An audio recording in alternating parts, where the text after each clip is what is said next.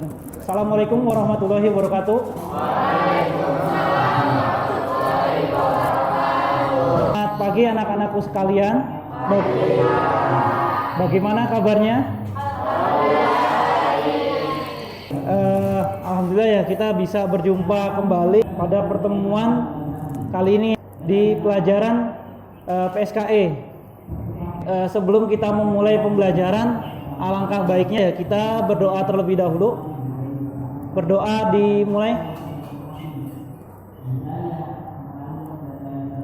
Berdoa selesai. Mungkin kita absen dulu sebelum melakukan aktivitas kegiatan pembelajaran ya. Baiknya kita absen terlebih dahulu, di scan barcode-nya ya. Silakan di absen. Sudah di scan ya barcode-nya? Kalau sudah semua? Nah, materi dasar yang nanti akan kalian pelajari, pertama untuk pengetahuannya memahami tentang peta sistem kerja manusia dan alat. Tuh. Kemudian untuk segi keterampilan atau keahliannya nanti yang kalian dapat yaitu adalah menerapkan ya peta sistem kerja dan alat. Itu. Bapak lanjut lagi. Nah, ini merupakan peta konsep yang nantinya akan kita pelajari di pertemuan berikutnya nanti itu. Mulai dari peta sistem kerja, kemudian terdiri dari definisi, ada jenis-jenis, kemudian ada fungsi, selanjutnya kegunaan, dan nanti cara membuat peta sistem kerja.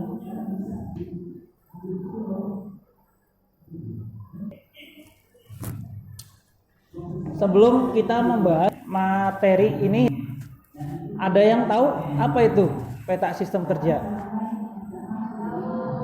Belum tahu ya? Bapak akan jelaskan sedikit gambaran tentang peta sistem kerja.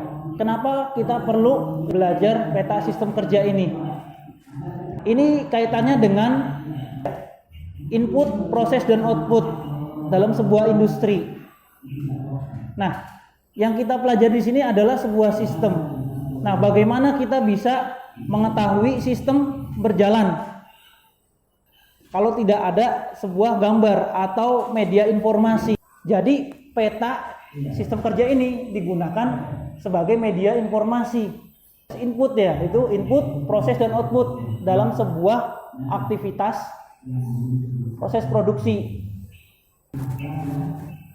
Ini adalah indikator pembelajarannya terkait tentang definisi peta sistem kerja. Yang kedua, jenis-jenis peta sistem kerja. Yang ketiga, fungsi peta sistem kerja. Yang keempat, kegunaan peta sistem kerja. Dan kelima, membuat peta sistem kerja. Ini tujuan pembelajarannya. Nah, di sini nanti Bapak akan menerapkan model PBL. PBL ini merupakan problem based learning. Jadi akan memperkenalkan sebuah permasalahan yang ada di industri yang nanti akan ditampilkan ke kalian. Itu. Nah, perhatikan kira-kira apa yang bisa kalian lihat dari gambar ini. Ya, Vika, line produksi.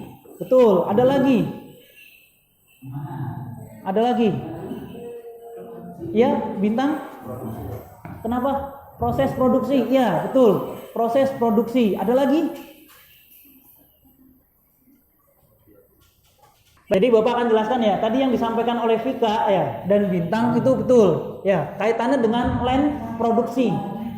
Yang pertama, kemudian yang kedua terkait proses produksi, betul. Nah, ini merupakan line ya, yang Bapak tunjuk ya. Ini adalah line. Ini line. Ya, ini sebuah gambar ya. Ini menunjukkan line, aktivitas produksi di dalam sebuah pabrik.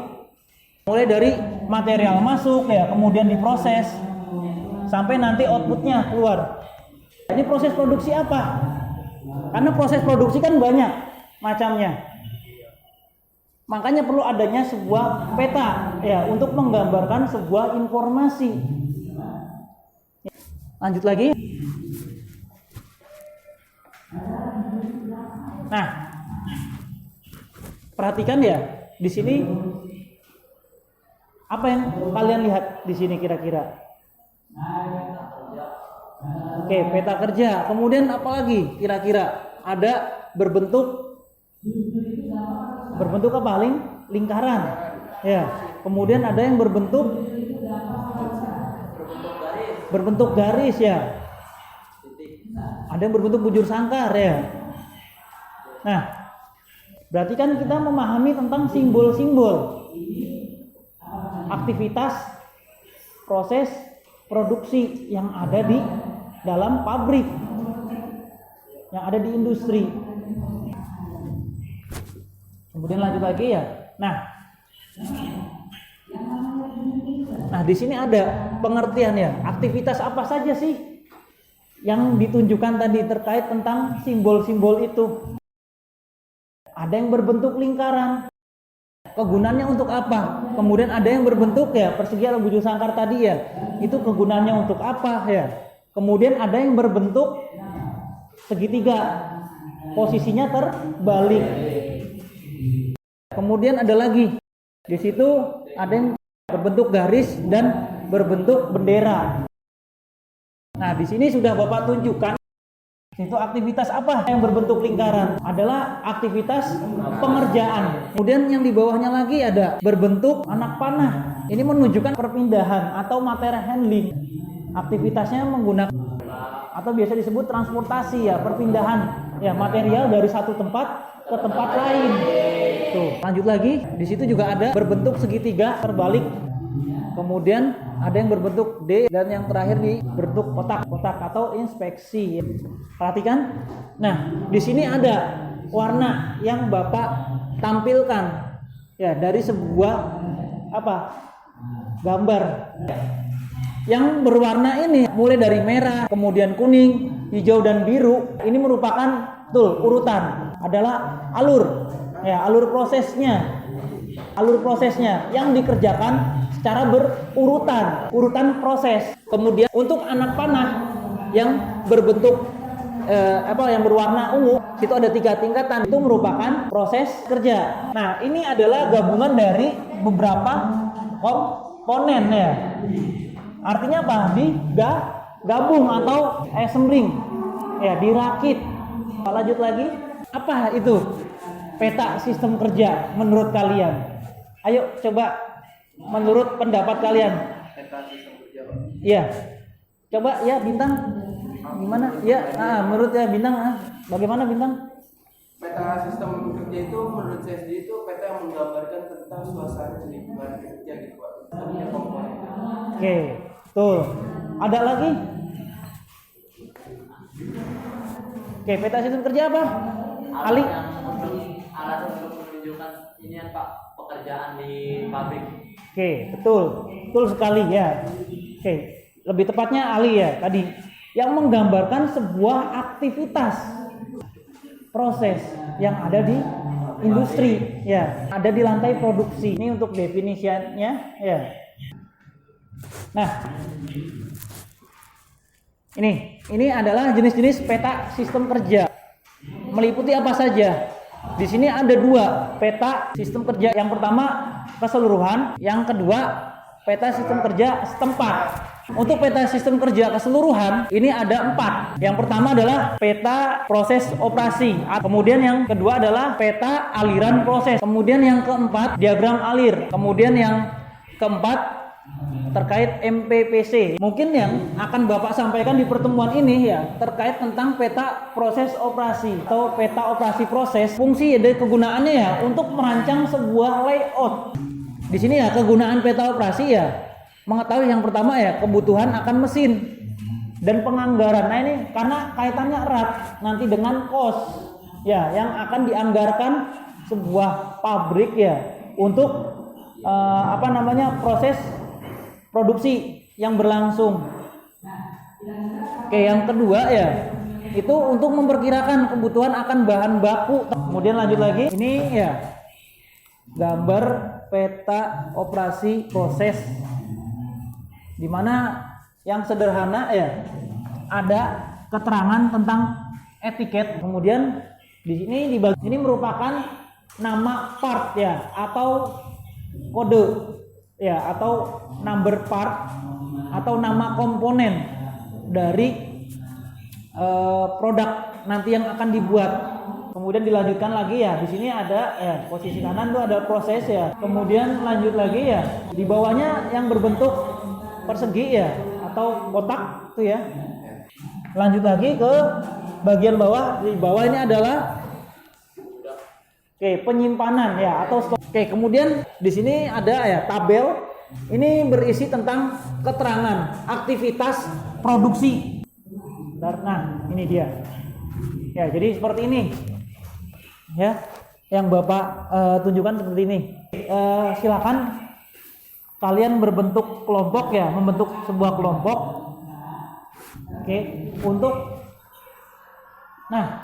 mendiskusikan tentang ya produk yang Bapak tampilkan seperti ini. Kira-kira apa saja prosesnya?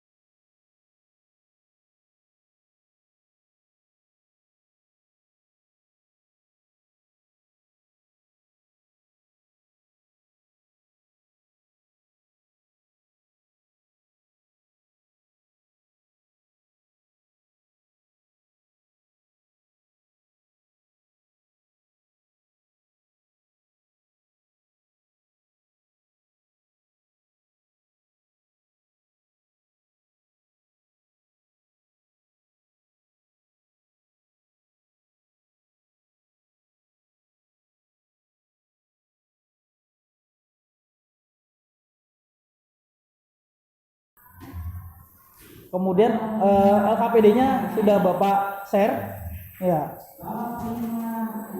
Sudah Bapak share ya? Oke, silakan dibuka, udah saya Bapak bagikan LKPD-nya ya. Oke, silakan didiskusikan ya untuk membentuk sebuah kelompok. Kira-kira yang pertama ya, ada berapa jumlah komponen? Oke. Nah, ini baru sudah lengkap ya. Ada 8 komponen ya dari objek ini. Kemudian untuk proses kita udah tahu ya, proses di sini untuk membuat sebuah kursi ya, di mana prosesnya ada 5 ya, mulai dari pengukuran, pemotongan, penghalusan, perakitan dan pengecatan yang terakhir. Ada proses lain lagi nggak kira-kira? Langsung disimpan. Apa biasanya? Oke, proses pengeringan nanti ya.